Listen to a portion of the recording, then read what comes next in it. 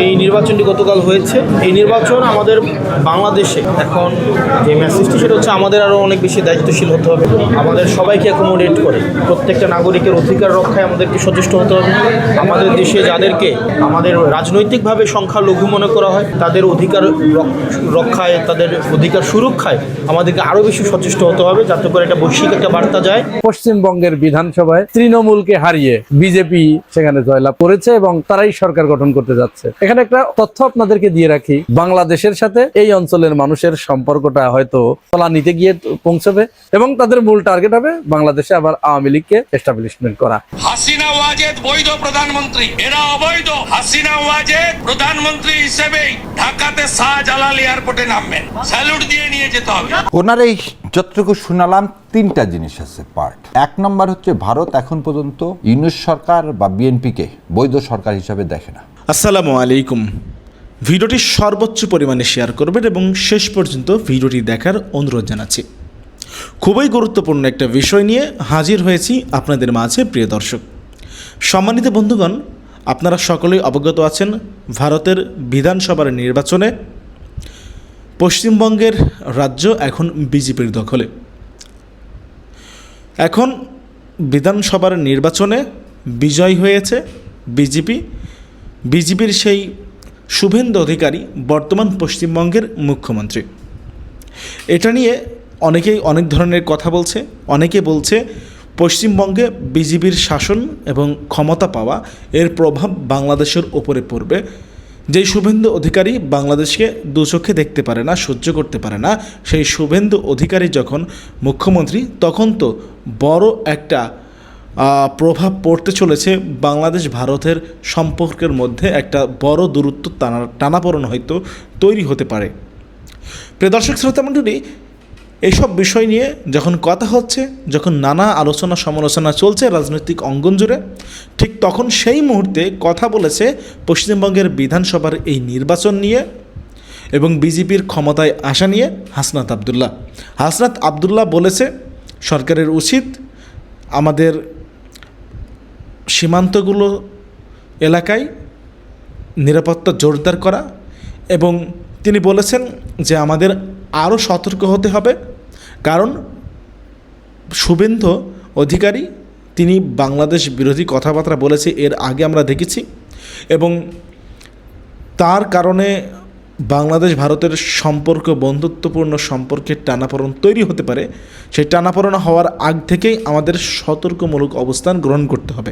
হাসনাত আবদুল্লাহ কী বলল শুভেন্দু অধিকারীর মুখ্যমন্ত্রী হওয়া, বিজেপির জয়লাভ নিয়ে, পশ্চিমবঙ্গে বিজেপির ক্ষমতায় আসা, এ সমস্ত বিষয় নিয়ে হাসনাত আবদুল্লাহর বক্তব্য শুনবো, তারপরে কথা বলবো। এছাড়াও কয়েকটা প্রতিবেদন এবং বিশ্লেষণ দেখব যে বিজেপির ক্ষমতায় আসা, পশ্চিমবঙ্গে ক্ষমতা নেওয়া, এর কারণে বাংলাদেশে আসলে কী ধরনের প্রভাব পড়তে পারে সেটা আমরা দেখব। কয়েকজনের বিশ্লেষণ শুনবো, আশা করি সঙ্গে থাকবেন পুরো ভিডিওটি জুড়ে। আপনারা আমাদের যে এই নির্বাচনটি গতকাল হয়েছে, এই নির্বাচন আমাদের বাংলাদেশে এখন যে মেসেজটি সেটা হচ্ছে আমাদের আরও অনেক বেশি দায়িত্বশীল হতে হবে। আমাদের সবাইকে অ্যাকোমোডেট করে প্রত্যেকটা নাগরিকের অধিকার রক্ষায় আমাদেরকে সচেষ্ট হতে হবে। আমাদের দেশে যাদেরকে আমাদের রাজনৈতিকভাবে সংখ্যালঘু মনে করা হয় তাদের অধিকার রক্ষায়, তাদের অধিকার সুরক্ষায় আমাদেরকে আরও বেশি সচেষ্ট হতে হবে, যাতে করে একটা বৈশ্বিক একটা বার্তা যায়।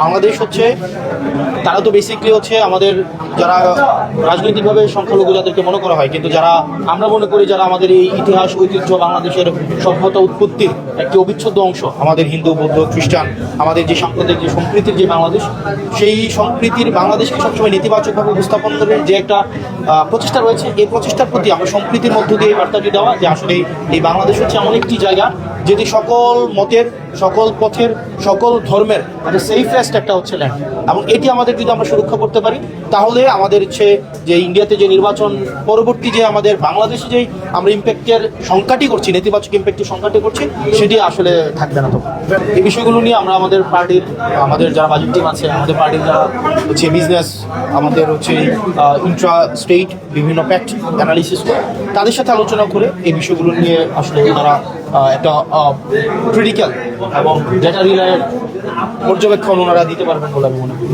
এই যে প্রশ্নটি করেছেন সেটা হচ্ছে জ্বালানি বিষয়ে। আমাদের প্রথম মিটিং হয়েছে।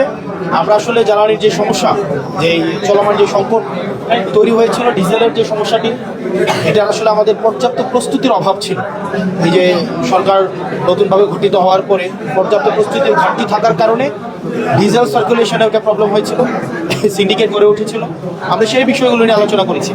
আমাদের পরবর্তী মিটিংয়ে আমাদের ওই যে আপনি যে বিষয়গুলো বলেছেন, মানে এনার্জি সোর্সিংয়ের যে ডাইভার্সিফিকেশন, ক্যাপাসিটি চার্জ, রিনিউয়েবলস আমরা কীভাবে করবো এবং এনার্জি সোর্সকে আমরা কীভাবে ডাইভার্সিফাই করা যায়, আমরা সেই বিষয়গুলো নিয়ে আমরা পরবর্তী মিটিংয়ে কথা বলবো। কুমিল্লায় আইন শৃঙ্খলা পরিস্থিতির ব্যাপক অবনতি, স্ত্রীকে ভাঙিয়ে দর্শন, জাতির একসময় অন্যতম কিশোর গ্যাং, সারা দেশের আইন শৃঙ্খলা পরিস্থিতি নিয়ে আপনাদের আসলে এই মুহূর্তে সারা দেশের আইন শৃঙ্খলা পরিস্থিতি ক্রমশ অবনতি তো হচ্ছেই, এটা আমরা দেখতে পাচ্ছি। এবং যিনি এই বিষয়ের দায়িত্বে রয়েছেন, আমার মনে হয় যে এই প্রশ্নটি মাননীয় স্বরাষ্ট্রমন্ত্রী যিনি আছেন, মাননীয় স্বরাষ্ট্রমন্ত্রীর কাছে করলে মনে হয় সদুত্তরটি পাওয়া যাবে, যে আসলে মানুষ তো বলছে এখন যে আইন শৃঙ্খলার ক্রমশ অবনতি হচ্ছে। মানুষ আগের যেই ইন্টারিম গভর্নমেন্টের সময় যে পরিমাণ আপনার ক্রাইম রিপোর্টগুলো যেগুলো ছিল, সকল সীমা অতিক্রম করেছে এই লাস্ট এই সময়। তো আপনাদের কাছে বিনীত অনুরোধ থাকবে, আপনারা এই বিষয়গুলো স্বরাষ্ট্রমন্ত্রী কী পদক্ষেপ নিচ্ছেন ক্রাইম রিডিউস করার ক্ষেত্রে, এবং উনি দায়িত্ব গ্রহণ করার পরে ক্রাইম না কমে কেন বাড়ছে, এই বিষয়গুলো নিয়ে যদি ওনাকে প্রশ্ন করেন, তাহলে সে বিষয়ে উত্তর উনি যথাযথ দিতে পারবেন বলে মনে করি। আসুন আজ আমরা একটু দেশের বাইরের রাজনীতি সম্পর্কে আলোচনা করি। এই আমাদের পার্শ্ববর্তী দেশ ভারত, সেই ভারতের পশ্চিমবঙ্গে বিধানসভা অনুষ্ঠিত হয়েছে এবং এই নির্বাচনটা বেশ টান টান উত্তেজনা বিরাজ করছিল। এই তৃণমূল যেতে তো এই বিজেপি যেতে, অবশেষে সব জল্পনা কল্পনার অবসান ঘটিয়ে পশ্চিমবঙ্গের বিধানসভায় তৃণমূলকে হারিয়ে বিজেপি সেখানে জয়লাভ করেছে এবং তারাই সরকার গঠন করতে যাচ্ছে। এখানে একটা তথ্য আপনাদেরকে দিয়ে রাখি, পশ্চিমবঙ্গে মোট 294টি আসন রয়েছে। এই 294টি আসনের ভিতরে সরকার গঠন করতে হলে সেই দলকে 148টা আসন পেতে হয়। আমরা গতকালকের যে নিউজ দেখেছিলাম, সেখানে তৃণমূল 118 আর বিজেপি 109। এই খবর জানতে জানতেই হয়তো তখন একটা জল্পনা কল্পনা চলছিল যে মমতা বন্দ্যোপাধ্যায় তাহলে আবারও ক্ষমতায় আসছেন। তিনি সেখানে টানা 18 বছর কিন্তু ক্ষমতায় আছেন। কিন্তু সময় যত গড়াচ্ছিল তত আমাদের বাংলাদেশের রাতের ভোটের মতো সেখানেও ফল উল্টিয়ে দেওয়া হয়েছে। এটি মমতা বন্দ্যোপাধ্যায়ের অভিযোগ। তিনি অভিযোগ করেছেন যে সেখানে ব্যাপক কারচুপি করা হয়েছে। হ্যাঁ, কারচুপি যে সেখানে করা হয়েছে এটা অগ্রহণযোগ্য নয়, কারণ এই ব্যাপারে বেশ কিছু তথ্য প্রমাণ এসেছে। ভারতের বিভিন্ন মিডিয়াতে ভোট কারচুপি, ইভিএম এর জালিয়াতি, এগুলো সম্পর্কে খবর প্রকাশিত হয়েছে, আপনারা জানেন। আর নরেন্দ্র মোদীর সরকার, বিজেপি সরকার এই ব্যাপারে যে উস্তাদ, সেটা তো আপনারা জানেন। বিগত 2018 এবং 2024 সালের নির্বাচনে তারা কি করেছে। 14 সালের নির্বাচনে কিন্তু ওই সময় কংগ্রেস ছিল, তো কংগ্রেসকে তৃতীয়বারের মতো হারিয়ে কিন্তু নরেন্দ্র মোদী ক্ষমতায় এসেছে। তো এখানে ওই ফাঁক ফকর গুলো তার সব জানা, এবং ওইখান থেকে সমস্ত তথ্য উপাত্ত নিয়েই কিন্তু শেখ হাসিনা তিনি রাতের ভোট করতে পেরেছিলেন, আমির ভোট করতে পেরেছিলেন। তো সেরকম অনিয়মের অভিযোগ তুলেছে মমতা বন্দ্যোপাধ্যায়। যাই হোক, অভিযোগ উত্থাপিত হোক আর যাই হোক, মমতা অধ্যায়ের সমাপ্ত হলো এই নির্বাচনের মাধ্যমে। এখন প্রশ্ন আসে যে এতে বাংলাদেশের লাভ বা ক্ষতি কতটুকু, এটা আমাদের একটু বিশ্লেষণ করা দরকার আছে না? যেহেতু একেবারেই আমার ঘরের কাছে, তাহলে আমার তো একটু এইটুকু জানা থাকা দরকার যে আমার জন্য কে সুবিধাজনক আর কে অসুবিধাজনক। ওটা ভারতের নিজস্ব ভূখণ্ড, সেখানে তারা সিদ্ধান্ত নেবে তাদের মতো করে। ওটা আমাদের একেবারেই মাথা ব্যথার কোনো কারণ নাই যে সরকারি ওখানে ক্ষমতায় আসুক। আমাদের পররাষ্ট্রমন্ত্রী, আমাদের পররাষ্ট্র প্রতিমন্ত্রী, তেনারাও এই একই বাণী দিয়েছেন, একই ধরনের আশাবাদ ব্যক্ত করেছেন যে সেখানে যে সরকারি ক্ষমতায় আসুক বাংলাদেশের সাথে সম্পর্কের ক্ষেত্রে কোনো ধরনের প্রভাব পড়বে না। এটা স্রেফ একটা রাজনৈতিক বক্তব্য। আমরা যারা সাধারণ জনগণ আছি, যারা আমরা একটু রাজনীতির চর্চা করি এবং দ্বিপাক্ষিক সম্পর্কটাকে নিয়ে একটু বিশ্লেষণ করার চেষ্টা করি, একটু নাড়াচাড়া করার চেষ্টা করি, তাদের কাছে একটা উদ্বেগের কারণ আছে। উদ্বেগের কারণ কেন আছে, এই ছোট্ট ক্লিপটি আগে দেখুন, তারপরে কেন উদ্বেগের কারণ সেটা আপনাদের কাছে পরিষ্কার হয়ে যাবে। আমাদের দেশ দলাই লামাকে প্রোটেকশন দিয়েছে, ভারত এটা করে। হাসিনা ওয়াজেদ বৈধ প্রধানমন্ত্রী, এরা অবৈধ। হাসিনা ওয়াজেদ প্রধানমন্ত্রী হিসেবেই ঢাকাতে শাহজালাল এয়ারপোর্টে নামবেন, স্যালুট দিয়ে নিয়ে যেতে হবে। এখন এখানে দেখলেন, যাকে দেখলেন এই যে বক্তব্য দিল, উনি কে? উনি হলেন বিজেপি নেতা। অর্থাৎ এই শুভেন্দু অধিকারী তিনিই হতে যাচ্ছেন মমতা বন্দ্যোপাধ্যায়ের স্থলাভিষিক্ত। এখন যে শুভেন্দু অধিকারী এই জাতীয় বক্তব্য দিতে পারেন যে শেখ হাসিনা ওয়াজেদ এখনো বাংলাদেশের বৈধ প্রধানমন্ত্রী, তাহলে তার ক্ষেত্রে তার পররাষ্ট্র নীতিটা কতটুকু পরিবর্তন হবে এবং তিনি বাংলাদেশ সম্পর্কে কি চিন্তা ভাবনা করছেন, এই বর্তমান সরকারকে, বিএনপি সরকারকে তিনি কতটুকু সাপোর্ট করবেন, সহযোগিতা করবেন, এটি আপনাদের কাছে তো বুঝতে কি আর কষ্ট হবার কথা? কষ্ট হবার কথা নয়। সবচেয়ে বড় কথা যে এই শুভেন্দু অধিকারী কোন দলের সদস্য, তিনি কোন দল থেকে নির্বাচিত হলেন? তার দলের নাম বিজেপি। এটা হচ্ছে কট্টর হিন্দুত্ববাদী অর্থাৎ সাম্প্রদায়িক শক্তি, এটা উগ্র হিন্দুত্ববাদী একটি সংগঠন। এরা ভারতকে হিন্দু রাষ্ট্র বানানোর জন্য মরিয়া হয়ে উঠেছে। সবচেয়ে ভয়ঙ্কর ব্যাপার হচ্ছে এরা মুসলমানদের প্রতি তাদের এত বিদ্বেষ এবং এত ঘৃণা। এই বিধানসভায় এই বিজেপি থেকে একজন মুসলমানকেও কিন্তু সেখানে নমিনেশন দেওয়া হয় নাই, যদিও এই বিধানসভা নির্বাচনে বিভিন্ন দল থেকে, তৃণমূল এবং অন্যান্য দল থেকে প্রায় 50 জনের মতো মুসলিম প্রার্থী তারা সংসদে যাচ্ছেন। কিন্তু আশ্চর্যের ব্যাপার যে এই বিজেপি অর্থাৎ শুভেন্দু অধিকারীর যে দল, এই দল থেকে একজন মুসলিম প্রার্থীকেও নমিনেশন দেওয়া হয়নি। পুরা মুসলিম শূন্য। তার মানে কত কট্টর এবং হিন্দুত্ববাদী এবং সাম্প্রদায়িক, এবার বুঝতে পেরেছেন? এই শুভেন্দু অধিকারী শুধু এই কথাই তার শেষ নয়, সে বিভিন্ন সময় বাংলাদেশ সম্পর্কে এত জঘন্য এবং অশোভন আচরণ করেছেন, কথা বলেছেন। তিনি কখনো বাংলাদেশকে দখল করে নিতে চেয়েছেন, কখনো বাংলাদেশে সৈন্য পাঠিয়ে দিতে চেয়েছেন, কখনো বাংলাদেশে পারমাণবিক বোমা ফেলানোর কথা বলেছেন। এমন কোনো অরুচিকর কথা নাই যা তিনি বলেন নাই। তো সেই শুভেন্দু অধিকারী যখন এইখানে মুখ্যমন্ত্রী হবেন, তাহলে এটা একটা ফ্যাক্টর না? মমতার সময়ে শেখ হাসিনা এবং মমতার খুব ভালো একটা সম্পর্ক ছিল, তারপরেও মমতা বন্দ্যোপাধ্যায় তিস্তা পানি চুক্তি তিনি করতে দেন নাই, তিস্তাকে নিয়ে তিনি সমঝোতায় পৌঁছান নাই। তাহলে এইখানে এসে তা তো আরো খারাপ অবস্থা। বাংলাদেশ সম্পর্কে তার ধারণাটাই অন্যরকম, তিনি বাংলাদেশকে দখল করে নিতে চান। সেই ব্যক্তি কি করে বাংলাদেশের সাথে ভালো সম্পর্ক তৈরি করবে এবং বাংলাদেশ এখানে কি করে এই আশা করতে পারে যে যে দলই ক্ষমতায় আসুক তাতে বাংলাদেশের সাথে সম্পর্কের প্রভাব পড়বে না? যেহেতু শক্তিটা যখন সাম্প্রদায়িক এবং কট্টর হিন্দুত্ববাদী এবং তাদের যে নীতি বাংলাদেশ সম্পর্কে, তারা কিন্তু খুব কঠোর নীতি, বাংলাদেশকে দখল করার পক্ষপাতী তারা। তাহলে সেই দল এখানে ক্ষমতায় এসেছে। পুশ ইন পুশ ব্যাক একটা প্রবলেম তো বাংলাদেশের দীর্ঘদিনের। এবং কেন্দ্রীয় বিজেপির যে নীতি, এটা হচ্ছে মুসলিম ভোটারদেরকে তারা সেখান থেকে বাতিল করে দিয়েছে, মুসলিমদেরকে তারা আইডেন্টিটি করতে দেয় নাই, মুসলমানদেরকে তারা সে দেশের নাগরিকত্ব কেড়ে নিচ্ছে। তারা প্রতিনিয়ত প্রতিদিন সীমান্তে বাংলাদেশি বলে মুসলমানদেরকে পুশ ইন করে দিচ্ছে বাংলাদেশের দিকে। এখন এইটা সরকার কতটুকু এটা ঠেকাতে পারবে? এটি তো আরো বাড়বে, এই পুশ ইন সমস্যা আরো বাড়বে। যদিও পররাষ্ট্রমন্ত্রী খলিলুর রহমান বলেছেন যে পুশ ইন করলে আমরাও পাল্টা ব্যবস্থা নিব। কি ব্যবস্থা নেবেন আপনারা? আপনাদের ব্যবস্থা নেওয়ার সম্পর্কে তো বাংলাদেশের মানুষের ইতিমধ্যে ধারণা হয়ে গেছে। আপনারা অমুকের অনুমতি ছাড়া কারোর সম্পর্কে কোনো বিবৃতি দিতে পারেন না, তমুকের অনুমতি ছাড়া আপনারা কারো কাছ থেকে তেল কিনতে পারেন না।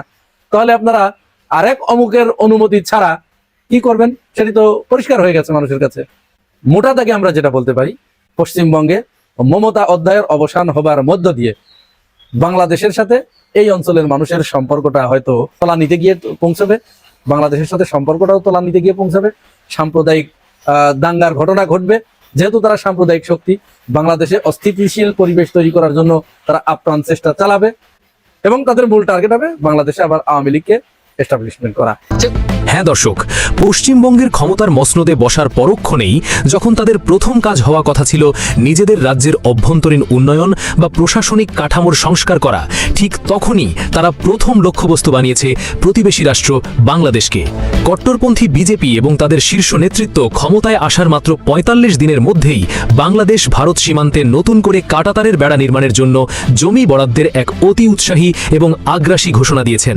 ভারতীয় সংবাদ মাধ্যম এনডিটিভির গোপন সূত্রের বরাতে এই খবর প্রকাশ্যে আসার পর থেকেই বাংলাদেশের কূটনৈতিক ও নিরাপত্তা অঙ্গনে এক বিশাল প্রশ্নের জন্ম দিয়েছে। পশ্চিমবঙ্গে এতকাল তৃণমূল সরকার থাকায় কেন্দ্র ও রাজ্যের নীতিগত পার্থক্যের কারণে যে পরিকল্পনাগুলো বিজেপি বাস্তবায়ন করতে পারেনি, এখন ডাবল ইঞ্জিন সরকার পেয়ে তারা সেই অপূর্ণ লক্ষ্যগুলো পূরণে মরিয়া হয়ে উঠেছে। কিন্তু দর্শক, এই সীমান্ত বেড়া নির্মাণের আড়ালে আসলে ভারতের সুদূর প্রসারী উদ্দেশ্য কি? কেন তারা ৪৫ দিনের এমন অবিশ্বাস্য আলটিমেটাম দিল? এর ফলে বাংলাদেশের কি কি অপরণীয় কৌশলগত ক্ষতি হতে যাচ্ছে, আন্তর্জাতিক আইন এখানে কি বলছে, আর বাংলাদেশের জমি নিজেদের নিয়ন্ত্রণে নেওয়ার যে সুগভীর রূপরেখা দিল্লি থেকে তৈরি করা হয়েছে, তা আজ আমরা ডেটা ও উপাত্তের মাধ্যমে আপনাদের সামনে তুলে ধরব। ভিডিওটিতে কোনো অপ্রয়োজনীয় কথা নেই, তাই শেষ পর্যন্ত যুক্ত থাকুন। বিএসএফ এর কার্যপরিধি বৃদ্ধি এবং সীমান্তে মনস্তাত্ত্বিক চাপ। প্রথমেই আসি এই সীমান্ত বেড়ার সাথে সরাসরি যুক্ত বিএসএফ এর ক্ষমতা বৃদ্ধির অত্যন্ত উদ্বেগজনক বিষয়টিতে। 2021 সালে নরেন্দ্র মোদীর কেন্দ্রীয় সরকার একটি প্রশাসনিক নির্দেশিকা জারি করেছিল, যেখানে পশ্চিমবঙ্গ সহ সীমান্তবর্তী রাজ্যগুলোতে বিএসএফ এর কার্যপরিধি সীমান্ত থেকে 15 কিলোমিটারের বদলে 50 কিলোমিটার পর্যন্ত বৃদ্ধি করার প্রস্তাব দেওয়া হয়েছিল। এতদিন রাজ্যের অভ্যন্তরীণ বিষয়ে হস্তক্ষেপ উল্লেখ করে পূর্বতন সরকার এর তীব্র বিরোধিতা করেছিল, কিন্তু এখন বিজেপি ক্ষমতায় আসায় এই নিয়ম পুরোদমে কার্যকর হতে যাচ্ছে।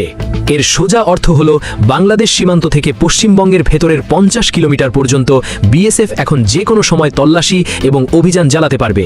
এই সিদ্ধান্ত মূলত সীমান্ত এলাকাকে এক চরম অস্থিতিশীল এবং কড়া নজরদারির অঞ্চলে পরিণত করবে। এতে সীমান্তে বসবাসরত বাংলাদেশি নাগরিকদের ওপর মনস্তাত্ত্বিক এবং পারিপার্শ্বিক উভয় ধরনের চাপ বহুগুণ বেড়ে যাবে। বিএসএফ এবং পুলিশের এই যৌথ অভিযানের নামে সীমান্তে যে এক ধরনের ভয়ের পরিবেশ কায়েম হবে, তার সরাসরি নেতিবাচক প্রভাব পড়বে বাংলাদেশের সীমান্তবর্তী জেলাগুলোর অর্থনীতি, কৃষি এবং সাধারণ মানুষের দৈনন্দিন স্বাভাবিক জীবনযাত্রার উপর। বেড়া নির্মাণের আড়ালে বাংলাদেশের জমি নিয়ন্ত্রণের সুকৌশল। দর্শক, এবার আসুন সবচেয়ে স্পর্শকাতর বিষয়টিতে। যখনই সীমান্ত বেড়া নির্মাণের কথা ওঠে, তখনই এর আড়ালে লুকিয়ে থাকে বাংলাদেশের ভূমি নিজেদের অংশে নিয়ে যাওয়ার এক সুপ্ত বাসনা।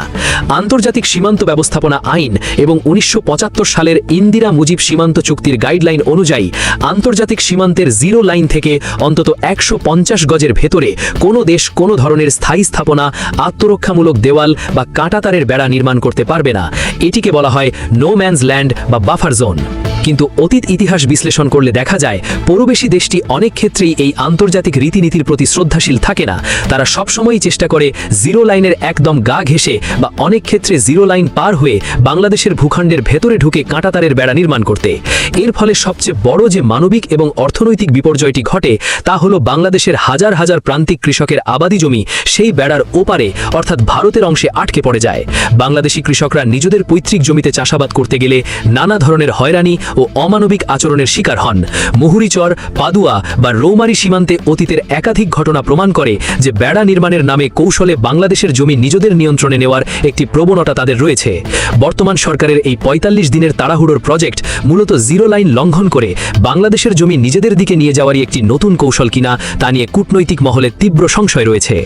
নদী সীমান্তে বেড়া এবং কৃত্রিম বন্যার ফাঁদ। বাংলাদেশ ও ভারতের মধ্যকার 4096 কিলোমিটার দীর্ঘ সীমান্তের একটি বড় অংশই হল নদীমাতৃক। আন্তর্জাতিক পানি প্রবাহ আইন বা ইউএন ওয়াটারকোর্স কনভেনশন অনুযায়ী আন্তর্জাতিক নদীর স্বাভাবিক গতিপথ পরিবর্তন করে বা বাধাগ্রস্ত করে কোনো স্থাপনা নির্মাণ করা সম্পূর্ণ বেআইনি, যদি তা ভাটির দেশের প্রাকৃতিক পরিবেশের ক্ষতি করে। কিন্তু নদী সীমান্তে যখন বেড়া বা স্থায়ী কাঠামো নির্মাণ করা হয়, তখন স্বভাবতই পানির স্বাভাবিক গতিপথ আটকে যায়। এর ফলে বর্ষাকালে সেই পানি উপচে বাংলাদেশের ভেতরে ঢুকে পড়ে এবং বিস্তীর্ণ এলাকায় কৃত্রিম বন্যায় সৃষ্টি করে। এই কৃত্রিম বন্যার কারণে বাংলাদেশের কৃষি খাতে হাজার হাজার কোটি টাকার ফসল নষ্ট হয়। অন্যদিকে শুষ্ক মৌসুমে সেই কাঠামোর কারণে বাংলাদেশ তার ন্যায্য ও প্রয়োজনীয় পানি থেকে বঞ্চিত হয়, যার ফলে উত্তরাঞ্চলে খরা দেখা দেয়। বেড়া নির্মাণের এই নতুন মেগা প্রকল্প বাংলাদেশের পরিবেশ, কৃষি ব্যবস্থা এবং নদী শাসনের জন্য এক বিশাল অশনি সংকেত হিসেবে দেখা দিচ্ছে। সিএএ, এনআরসি এবং পুশব্যাকের ব্লুপ্রিন্ট। খুব ঠান্ডা মাথায় চিন্তা করুন, হঠাৎ কেন ভারতের এই কাঁটাতারের বেড়া সম্পূর্ণ নিশ্ছিদ্র করার এত তাড়া? এর পেছনের সবচেয়ে গভীর কারণটি হল সিএএ এবং এনআরসি। এতদিন এই বিতর্কিত নাগরিকত্ব আইনগুলো পশ্চিমবঙ্গে সেভাবে বাস্তবায়িত হতে পারেনি, কিন্তু এখন তাদের মূল লক্ষ্যই হল পশ্চিমবঙ্গের লাখ লাখ বাংলাভাষী মানুষকে অবৈধ অনুপ্রবেশকারী ট্যাগ দিয়ে তাদের নাগরিকত্ব বাতিল করা। নাগরিকত্ব কেড়ে নেওয়ার পর এই বিপুল সংখ্যক মানুষকে কোথায় পাঠানো হবে? এই প্রশ্নের উত্তরই লুকিয়ে আছে বেড়া নির্মাণের 45 দিনের প্রজেক্টে। রাজনৈতিক বিশ্লেষকদের মতে মাস্টার প্ল্যান হলো এই লাখ লাখ রাষ্ট্রহীন মানুষকে ডিটেনশন ক্যাম্পে না রেখে অত্যন্ত কৌশলে বাংলাদেশের দিকে পুশব্যাক করা বা ঠেলে দেওয়া। আর একবার যদি তাদের জোর করে বাংলাদেশের ভূখণ্ডে ঢুকিয়ে দেওয়া হয়, তারপর দ্রুত গতিতে এই নতুন বেড়া দিয়ে সীমান্ত পুরোপুরি সিলগালা করে দেওয়া হবে, যাতে তারা আর কোনোদিন ওপারে ফিরতে না পারে। এটি মূলত বাংলাদেশের ঘাড়ের উপর একটি ডেমোগ্রাফিক বা জনতাত্ত্বিক চাপিয়ে দেওয়ার সুপরিকল্পিত ছক। বিভিন্ন তদন্তকারী সংস্থার নামে এখন পশ্চিমবঙ্গ জুড়ে যে ধরপকড় চালানোর কথা শোনা যাচ্ছে, তার চূড়ান্ত পরিণতি হিসেবে এই পুশব্যাকের নীরব শিকার হতে পারে বাংলাদেশ। বাংলাদেশের এখন কি করা উচিত? আন্তর্জাতিক আইন ও ট্রানজিট কার্ড। এই মুহূর্তে বাংলাদেশের সামনে নীরব কূটনীতি করার বা বিষয়টিকে হালকাভাবে নেওয়ার কোনো সুযোগ নেই। এই একতরফা পদক্ষেপের বিরুদ্ধে বাংলাদেশকে অত্যন্ত শক্ত, যৌক্তিক এবং মেরুদণ্ড সোজা করে দাঁড়াতে হবে। প্রথমত, বর্ডার গার্ড বাংলাদেশকে বা বিজিবিকে সর্বোচ্চ সতর্কাবস্থায় রাখতে হবে। জিরো লাইনের 150 গজের ভেতরে যেন আন্তর্জাতিক আইন লঙ্ঘন করে কোনো ধরনের স্থায়ী কাঠামো তৈরি না হয়, তার জন্য বিজিবিকে কঠোর কূটনৈতিক ও মাঠ পর্যায়ের প্রতিরোধ করে তুলতে হবে। প্রয়োজনে আন্তর্জাতিক আইন লঙ্ঘনের বিষয়টি তাৎক্ষণিকভাবে জাতিসংঘ এবং আন্তর্জাতিক সম্প্রদায়ের নজরে আনতে হবে। দ্বিতীয়ত, বাংলাদেশের হাতে একটি বিশাল ট্রাম্প কার্ড রয়েছে, তা হলো ট্রানজিট এবং কানেক্টিভিটি।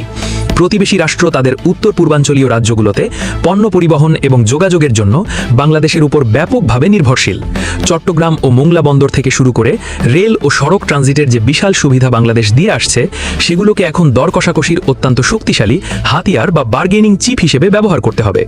ঢাকাকে স্পষ্ট ভাষায় জানিয়ে দিতে হবে যে জিরো লাইন লঙ্ঘন করে বেড়া নির্মাণ এবং পুশব্যাকের মতো কোনো ঘটনা ঘটলে বাংলাদেশ তার সমস্ত ট্রানজিট সুবিধা পুনর্বিবেচনা করতে বাধ্য হবে। কূটনীতিতে নিজের অবস্থান শক্ত না করলে আন্তর্জাতিক পরিমণ্ডলে কখনোই সমমর্যাদা পাওয়া যায় না। দর্শক, নতুন সরকারের এই 45 দিনের আলটিমেটাম বাংলাদেশের কৌশলগত নিরাপত্তার প্রতি একটি সরাসরি চ্যালেঞ্জ। এখন আর শুধু আবেগ দিয়ে রাষ্ট্র পরিচালনা করার সুযোগ নেই, প্রয়োজন কঠোর বাস্তববাদী নীতি। আপনাদের কি মনে হয় এই বেড়া নির্মাণের আড়ালে জমি নিয়ন্ত্রণ এবং পুশব্যাকের এই সুপরিকল্পিত ছক ঠেকাতে বাংলাদেশের বর্তমান সরকারের ঠিক কী ধরনের কঠোর পদক্ষেপ নেওয়া উচিত? আন্তর্জাতিক আইন লঙ্ঘন করে বেড়া দিতে এলে কি বাংলাদেশের ট্রানজিট সুবিধা বন্ধ করে দেওয়া উচিত? আপনাদের অত্যন্ত মূল্যবান এবং সুচিন্তিত মতামত অবশ্যই নিচে কমেন্ট করে জানাবেন। এক নম্বর হচ্ছে, ভারত এখন পর্যন্ত ইউনূস সরকার বা বিএনপিকে বৈধ সরকার হিসাবে দেখে না, বৈধ সরকার হিসাবে দেখে না। কিন্তু মমতাকে দিয়ে আমার এই বিস্তীর্ণ বর্ডার আছে কার সাথে? 7 সিস্টার পশ্চিমবঙ্গের সাথে, আর তো কারোর সাথে নেই। তো এই বর্ডারে আমাকে জঙ্গি নাটক বানাতে গেলে সেটা মমতাকে দিয়ে আমার সম্ভব না। বাংলাদেশে আমার জঙ্গি এখন ঢুকাতে হবে। ওই জন্য কিন্তু বিএনপির এক উপদেষ্টা ওনাকে দিয়ে কিন্তু আগে বলায় নিছেন জঙ্গির প্রাদুর্ভাব। আমার শান্তিপ্রিয় একটি সুজলা সুফলা শস্য শ্যামলা এই দেশে কোনদিন জঙ্গি ছিল না, আজও নাই, আগামীতেও থাকবে না। কিন্তু এই জঙ্গি নাটকে শুরু হয়ে গেল। তো বিজেপি না আসলে তো এটা সম্ভব হবে না।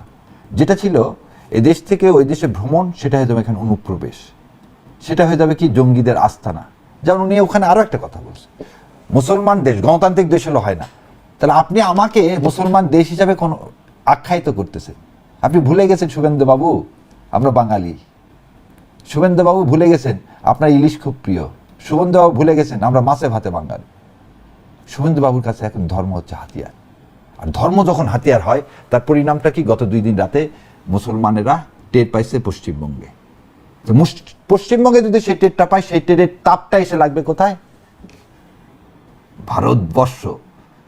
Singh together, স্যাং together. আপনি ভেবেন না যে বাংলাকে আপনি শেষ করে দিয়ে আপনি বেঁচে থাকবেন। বাংলার দিকে হাত দিয়েছেন, আপনার হাত কিন্তু পুড়ে যাবে। আমরা যে বাংলাদেশ, এই ভূমি খুব উত্তপ্ত। কারণ এই দেশের মানুষ কখনোই রাস্তায় যখন যায় তখন সে মুসলমান না হিন্দুই চিন্তা করে না, সে চিন্তা করে এটা আমার দেশ, আর আমার দেশ রক্ষার জন্যে আমরাই যথেষ্ট। শুভেন্দুবাবু যতই বলুক, শোনেন, সব জায়গাতেই তো, আমি ইংল্যান্ডে ছিলাম বহু বছর, সেখানে সাদা মেজরিটি। আমি হচ্ছে এশিয়ান, আমাকে লিখতে হতো এশিয়ান। আমার যে এথনিসিটি কি, এটা তারা আমি ওয়াইপ আউট করতে পারবো না। কিন্তু আমি যে দোকান বলি না সাদা শাসন আমি মানি না, তাহলে হবে? হবে না। কিন্তু কথা হলো যে আজকে আমরা কেন পশ্চিমবঙ্গ নির্বাচনের ফলাফল দেখে বিএনপি সরকার নড়ে চড়ে বসেছে।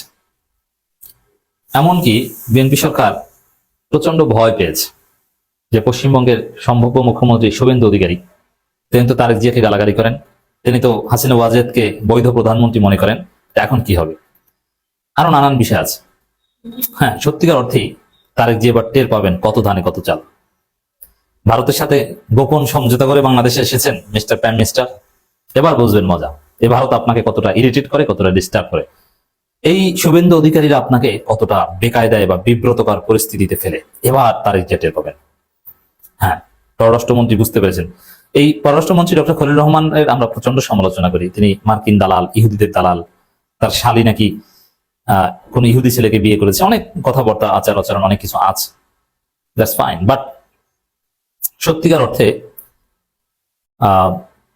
ডক্টর খলিল রহমান বাংলাদেশের ইতিহাসে অন্যতম সেরা মেধাবী পররাষ্ট্রমন্ত্রী, এতে কোনো সন্দেহ নেই। ধান্দাবাজি করলেও তিনি যত সুন্দরভাবে সুনিপুণভাবে ধান্দাবাজি করতে পারবেন, এত সুনিপুণভাবে ধান্দাবাজি করার মতো লোক বা নেতা বাংলাদেশে খুব কম এসেছে বা আছে বা ছিল। যেমন আমাদের একবার পররাষ্ট্রমন্ত্রী হয়েছিলেন doctor Dipu Moni. Doctor Dipu Moni foreign policy বুঝতেন না, এমনকি ফরেন পলিসির বিভিন্ন টার্মিনোলজি বুঝতেন না, বাফার স্টেট কি এটি বুঝতেন না, উল্টোপাল্টা কথা বলতেন। এরকম গর্ধব পররাষ্ট্রমন্ত্রী বাংলাদেশে এসেছে অতীতে, আরো অনেক এসেছে। কিন্তু খলিল রহমান একজন ক্যারিয়ার ডিপ্লোম্যাট এবং প্রচন্ড মেধাবী ডিপ্লোম্যাট।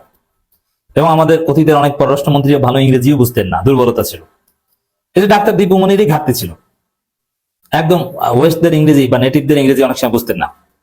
কিন্তু নন নেটিভদের ইংরেজি তো বাংলাদেশের বাচ্চারাও বুঝে এখন, দ্যাটস ডিফারেন্ট। কিন্তু খলিল রহমান প্রচন্ড মেধাবী, যার ফলে তার মেধা এবং দূরদর্শিতা দিয়ে তিনি বুঝতে পারছেন যে কতটা বিপদে তারেক জিয়া সরকার পড়েছে। তিনি এখন উদ্বেগ প্রকাশ করছেন, নড়ে চড়ে বসেছেন। তিনি বলছেন, দেখেন খবর, পশ্চিমবঙ্গের ক্ষমতা পালাবদলের ফলে পুশিনের ঘটনা ঘটলে ব্যবস্থা নেবে বাংলাদেশ। এর মানে পুশিনের ঘটনা যে ঘটবে এটা তিনি বুঝতে পেরেছেন এবং পাল্টা ব্যবস্থা নেওয়ার হুঁশিয়ারিও দিয়েছে। এটার তাৎপর্য কি? দর্শক, আমার দর্শক অনেকেই সাধারণ, আমি আপনাদের জন্য ব্যাখ্যা করছি। পুশিন কি? সাপোজ বাংলাদেশের বর্ডার থেকে জোর করে কাউকে বাংলাদেশের দিকে ঠেলে দেয়া, যে তুই এদেশের নাগরিক না, তুই বাংলাদেশি ছিলি, ওখানে যা, এটাকে বলা হয় পুশিন। এটা এই পশ্চিমবঙ্গের যে শুভেন্দু অধিকারী সরকার সম্ভব তারা করবে। তারা পশ্চিমবঙ্গের মুসলমানদেরকে বলবে, তোরা এদেশের নাগরিক না। অনেকের বাড়িঘর বুলডোজার দিয়ে, অলরেডি বুলডোজার আতঙ্ক পশ্চিমবঙ্গের পাড়ায় পাড়ায় ছড়িয়ে পড়েছে মুসলমানদের মধ্যে। বলবে, তোরা এদেশের নাগরিক না, তোরা তো বাংলাদেশি, পাকিস্তানি, যা বাংলাদেশে যা। তাদের বাড়িঘর বুলডোজার দিয়ে ভেঙে ফেলবে এবং তাদের যে নাগরিকত্ব আইন, এর মাধ্যমে তাদের অনেককে ভোটার হতে দেয়নি। এখন ভোটার হতে না দিলেও এনআরসি বা নানান কিছু, আপনারা জানেন, এটা অনেক বিতর্ক হয়েছিল। ভোটার হতে না পারলেও মমতার কারণে তারা নিরাপদে পশ্চিমবঙ্গে থাকতে পেরেছে। কিন্তু এখন বুলডোজার দিয়ে তাদের বাড়িঘর ভেঙে ফেলবে এবং তাদেরকে বাংলাদেশের বর্ডার দিয়ে ঠেলে দিবে। রোহিঙ্গা ক্রাইসিসের মতো আরেকটা ক্রাইসিস হতে পারে, কারণ মানুষ যখন বর্ডারে এসে আশ্রয় নেবে যে আমাদেরকে বাঁচান, তখন অ্যাসাইলাম নীতিমালা বা মানবিকতা বোধ থেকে বাংলাদেশ যে তারা ঠেলে দিলে আমাদের এখান থেকে পুশ ব্যাক করা, এই যে খলিল রহমান যেটা বলছেন যে ব্যবস্থা নেবে, ব্যবস্থা মানে পুশ ব্যাক করা, মানে আমরাও ঠেলে দিব, এটা একটা অমানবিক। তখন বিশ্ব বিবেক নাড়াতে, যে মানুষ যখন হাত জোর করে বলবে যে প্লিজ বাংলাদেশ আমাদেরকে বাঁচান, একটু থাকা খাওয়া। এখন যখন কেউ তার নিজ দেশে পারসিকিউশনের একটা সম্ভাবনায়, মানে তার জীবন শেষ হয়ে যাবে এরকম একটা সম্ভাবনায় থাকে, তখন তাকে আশ্রয় দেয়া, এটা ন্যূনতম মানবিকতা বোধ। এখন এইটা করতে পারে যে জাতিসংঘের আহ্বানে বা অনেকের আহ্বানে যে সামরিক সময়ের জন্য বাংলাদেশ তাদেরকে অ্যাসাইলাম হিসেবে রাখে। এখন রোহিঙ্গা ক্রাইসিসের মতো যদি ভারত থেকে মুসলমানদের, আবার বাংলাদেশের মুসলমানরাও তখন বলবে যে না, এরা মুসলমান, আমাদের ভাই, আমাদের দায়িত্ব, আমরা 3 বেলার জায়গায় 2 বেলা খেয়ে তাদের সাথে ভাগ বাটোয়ারা করে খাবো, তাদেরকে জায়গা দেন। রোহিঙ্গাদের ক্ষেত্রে আমরা সেম বলেছিলাম, হ্যাঁ এটা বলবো, আমরা কিছু করার নাই, এটা আমাদের ইমানি শিক্ষা। কোন মুসলমান ভাই যদি নিজ দেশে এভাবে পারসিকিউশনের শিকার হয়ে আশ্রয় নিতে আসেন, আমরা আশ্রয় দিতে তাকে বাধ্য, এবং এই ক্ষেত্রে আশ্রয় দেওয়া এটা আমাদের জন্য ওয়াজিব। আমরা না খেয়ে হলেও তাদেরকে খাওয়াতে হবে। সম্মানিত বন্ধুগণ, দর্শক শ্রোতা মণ্ডলী দেখতে পারলেন। ব্যক্তিগত মতামত অবশ্যই কমেন্ট করে জানাবেন আপনারা কি বলতে চান, আপনাদের কি বলার রয়েছে, আপনাদের ব্যক্তিগত অভিব্যক্তিটা অবশ্যই কমেন্ট করে উল্লেখ করে জানাবেন। প্রিয় দর্শক শ্রোতা মণ্ডলী, হাসনাত আবদুল্লাহ তিনি বরাবরই সাহসী ভূমিকা রেখেছেন। জুলাই গণঅভ্যুত্থানের পরে আমরা তার কথা শুনেছি, তিনি যা বলেছে সেটাই করেছেন এবং যা বলেছে সেটাই কিন্তু ঘটেছে। পশ্চিমবঙ্গে যেহেতু গেরুয়া বাহিনীর বিজয় হয়েছে এবং বিজেপির জয় এবং শুভেন্দু অধিকারী মুখ্যমন্ত্রী, সে কারণে অবশ্যই এর একটা গুরুতর প্রভাব বাংলাদেশের ওপরে পড়তে যাচ্ছে আগামীতে। ভারত বাংলাদেশের মধ্যে যেই সম্পর্ক, সেই সম্পর্কের দৈরত্যতা তৈরি হতে পারে অনেকের ধারণা।